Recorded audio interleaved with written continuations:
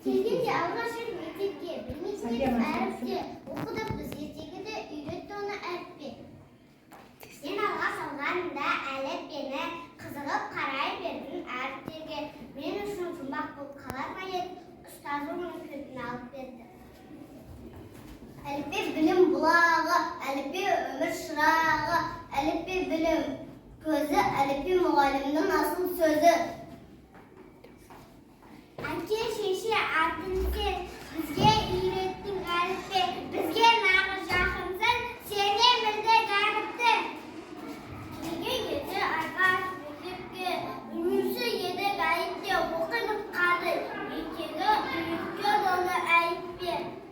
Сана сұран құра екі әріппе, қошпау менің қасиетті әліппе, сенің арқан оқы жаза аламын, сауат адам санатына кіргенім. Әліппе дамыл жолдашты, жанында мәден жалғасты, әліппе сырын ұшырған, рахмет ұстаз алғашқым. Ал ендеше балалар, бізге осы әріптерді үйреткен қайсы оқулық екен? Әліппе. Енді біз осы әліппеден үйренген әріптерімізді ретімен айтып шығайық балалар. Толқыны өбіп жағаны, өзен баяу ағады, айдында қалықтап, аққу жүзіп барады. Білесің бе араны, жолай көрме жанына, жақындасаң шағады.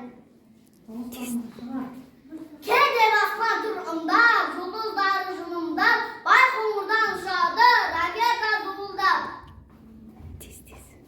Ішкі